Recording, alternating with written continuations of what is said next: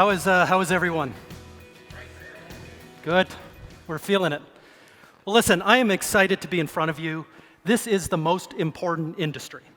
75% of all world trade goes indirectly in every industry across all 27 industries. In technology and telecom, the numbers are higher for many of the vendors in the room here. It's very important. The last time you bought a car was probably from a dealer. Last time you bought a TV was probably from a retailer. Last jar of peanut butter was probably from a grocer. It happens in all of our lives, both consumer and in our business lives. So I wanted to prepare. I wanted to do a bunch of research, seeing that I am an analyst. So I went to Amazon to research, and I typed in direct. And there's quite a few resources on direct selling. So I'm thinking, with 75% of the world, there's got to be a lot of books. So how many do you think there are? Guesses? 20.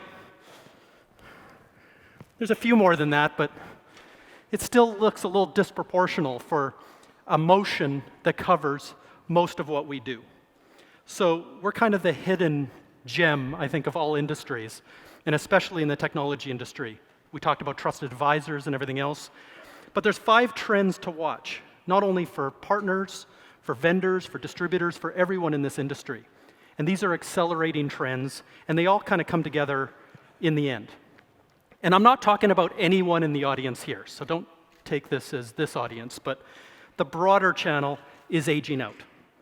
The average owner-principal today of a technology company is in their late 50s. So what this looks like, we had a pretty damaging 2008 recession, and we had a pretty fast drop in terms of the number of channel partners. There's 162,000 in North America. There's 600,000 globally. We had a big drop, and that hasn't improved. So unemployment is at its lowest rate. The stock market's at its highest rate. We're not having a funnel of new people come in and start companies fast enough to replace those that are retiring. Of the remaining companies, 40% plan to retire in the next 6 years. So I don't have to tell you about the challenges, in M&A right now, succession planning, everything else, but there's a big opportunity in terms of doing a demographic turnover. And then the last one is we're facing in that same 6 years, 75% of the entire channel will be millennials. And when I was talking 5 years ago or 10 years ago, my prediction was that these millennials would come buy these businesses, start new businesses, and continue on the tradition. And what we're finding at Forrester just recently is that's not happening. So the one trend that has become a much larger one, so about 7 or 8 years ago, we called this age of the customer. If you remember back in those days, shadow IT or rogue IT, where 10% of decisions were made outside of the IT department, and these new line of business executives were starting to produce this new shadow. Well, today that's number 65. 2/3 of every technology decision is made today outside of the IT department. This is the new normal. This number will be 80% in the next couple of years. What's shocking is in 1/3 of these cases, and accelerating, they're blocking IT from even being involved. They view IT as slow, bureaucratic, this compliance, the due diligence makes them suffer. So if you're a VP of marketing or sales and you need to get something going next week or you're going to be fired, you don't have 2 years to wait for a project to be implemented. You're going to do it yourself. So let's look at these buyers. A bunch of them, like consumers, when we go and buy that car, we walk in, we know a lot more than that dealer sales rep does about the car we're going to buy. And the same thing is happening here.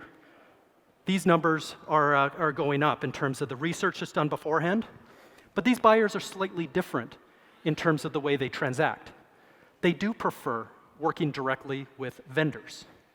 It doesn't mean they don't work with channel partners, it just means that doing the old-fashioned billing, collections, AR type of stuff is going away in their minds. So we're starting to question now in the next 5 years, what does resell, or what's the play in terms of resell, and how important is it going to be going forward? But the one thing that comes every time we survey these decision makers is that the people they're dealing with are just not specialized enough. And that's really the third trend, called hyper-specialization. So for years and years, we've been talking about getting a vertical. and becoming specialized. So if you want healthcare, go read HIPAA and high tech, become an expert, build your resume around healthcare. Well, today that isn't enough. So today, hyper-specialization looks like this. So it's not just healthcare, one of the 27 industries. It's ambulatory care clinics with 50 doctors.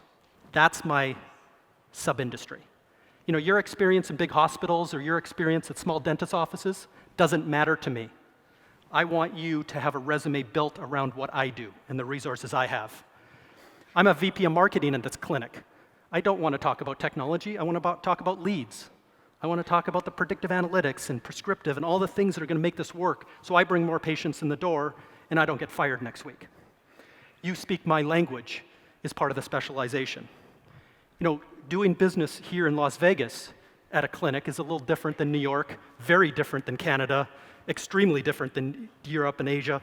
So there's a geographic nuance to what the regulations, legislations, compliance, and all that stuff is, depending on where you are. So your experience needs to be localized. Segment, sector, size, all important. And then the technology stack. I'm not just buying one application to drive more patients in the door. On average, I buy 7. So I want somebody on their resume to have done this 3 or 4 times before and are intimately inside on how to integrate these 7 things that I need. So if you multiply all that together, I did the math for you, it's 35 million solutions that are currently sitting in the marketplace, which is causing a lot of other changes, which I'll talk about in a minute. But these are a lot of conversations. If you're a vendor, there's no way your direct and your channels can get to that many conversations. As a channel partner, that's just a lot of conversations happening in your current accounts that might be outside your purview.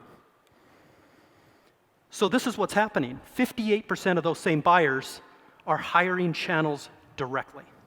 They're not going to the IT department. They're going to their peer networks. They're talking to friends and neighbors, and they're going to bring people in the room that understand those 5 specialties. So when we went and asked a very pointed question, who are these people you're bringing in? Who are these trusted advisors that are helping you stack together these 7 things to help you drive leads? It was a little bit shocking in terms of what the answer was. There's a new buyer, and there happens to be a new set of channels that are emerging. I call them shadow channels because of shadow IT, but like shadow IT, these will become the new normal in a couple of years. So in today's business application space, there's about 20 winners. I show Salesforce as an example, but it's NetSuite, it's Workday, it's Marketo. All 20, you'd recognize the name. They have all built their own channel organizations. And if you go to Dreamforce, there's 178,000 people in skinny jeans walking around that are adding value. They figured out that for every $1 of Salesforce, there's a $4.14 of revenue that comes downstream. Integration, implementation, installation, security, compliance, business continuity, it all comes. And today, it's at 40 to 75% margins. It's the richest margins today in the entire technology channel is in this business application layer. And there's a whole new generation of channel partners that have been built around these ecosystems. The other interesting thing to happen is every company in every industry is becoming a technology company. You read all these magazine articles about Uber and Airbnb and how it's transforming every industry. Well, every service industry of those industries, every service firm is also becoming technology. So when you look at accounting or legal or architects or digital agencies on the marketing side, you go look at their websites, they basically cut and paste many of your websites, and they look like technology companies. Remember those integration, implementation, all those things? They have it on their website. Some of them you have to go to page 4 to find out that they'll help you with your taxes and some of your accounting work as well. There is almost as many CPA accounting firms. There's actually a big conference you walked by this morning. There's almost as many CPA firms as there are channel partners in technology. 150,000 versus 162,000 in North America. This is a massive group coming into technology that's looking to win that downstream revenue. Another big winner has been the ISVs. I mentioned there's 35 million solutions that are out there. There's now 100,000 software companies that are building very specific solutions to win those 35 million conversations. That is up from 10,000 only 10 years ago. My prediction is that 100,000 is going to be 1 million 10 years from now. I believe that many people in this audience either have or are thinking about putting your IP into code. Going to GoDaddy, getting your URL, building out a side brand, or converting yourself into a software company. That's one of the things going forward. But these aren't companies that are building themselves to take over Microsoft. These are companies that go and solve for mid-sized clinics in upstate New York. They may only have 100 clients possible in their TAM, target addressable size. But they're going to go get 80% market share of that, and it's going to be at 50 to 75% margins. Very rich business, and very interesting once you start building adjacencies to it. The other explosion has been born in the cloud. These are firms that understand that they don't rely on front-end margins, the cut up front. They're not collecting, they're not reselling as a transaction. They're focusing only on downstream. Do you like my born in the cloud dude? I looked all across the internet for him. But they are playing the adult in the room. So again, as a VP of a mid-sized clinic, I can still go to jail for doing the wrong things, especially in Europe right now. I can get my CEO fired for privacy and for a bunch of other things, HIPAA and high tech and stuff. So there needs to be people involved in this downstream that understand the nuts and bolts, but haven't built their business model around traditional legacy ways to make money. It's all customer driven. In many cases, they don't even actually get any money from the vendor. It's all from the customer. And then the final, I'd be remiss if I didn't mention it, I was a founder of a startup for 5 years before Forrester, is there's 5,000 companies a year that get VC funding. And all that means is they have a real product and they have real customer logos. And all they're looking to do is get more customer logos. They don't need to make money. They don't need much else. So you give away free services. You give away free custom development. You get anything to get more logos. You get more logos, you go get another shot of heroin, VC funding, and life repeats. They are very much in front of these new buyers because they've built this beacon that works in mid-sized clinics. And they're going to go and give everything away to get your logo. So what does this all mean? In the end, most industries get more predictable after 37 years. They get more linear, they become more consolidated, more price compressed. This is going the opposite direction. If you count up the permutations and combinations of what I'm talking about, the size of the channel is going to explode. But it's not going to be in a traditional sense. If you're a vendor, these are not new partners that are going to come into your gold, silver, bronze program. These are going to be celestial partners that once in a while the stars and moon are going to align. You're going to jump in and win that deal and then jump out because that partner's maybe not coming back for another year. Because guess what? They're working downstream, making their money. But in the end, they're not taking any kind of program dollars from you other than maybe some business development dollars.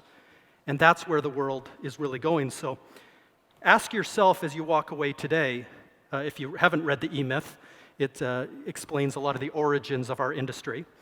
But what are your capabilities? If you were to heat map your customers today, where are the specific across those 5 specialties I talked about? What are the regional, the line of business? What are the segment, the sector, the sub-industry, and the technology plays that you're really good at, and probably the best in the world, if you focus there? And then, do you have the capacity, do you have the will to change, or is it going to take some partnering? As you've probably noticed, there's about 5 M&A activities a day now. Accountants are buying IT partners are buying digital agencies. These shadow channels are starting to converge. And picking up the talent may not be as easy as just building a new practice.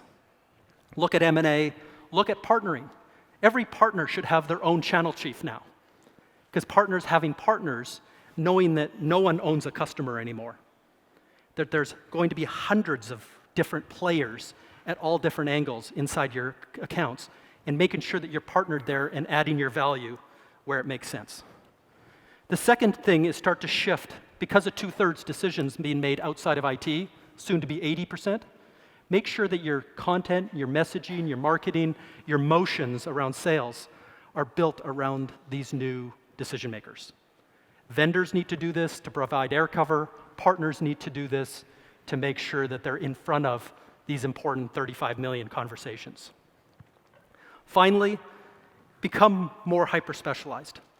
The successful companies that we're tracking today understand on the heat map where they play well.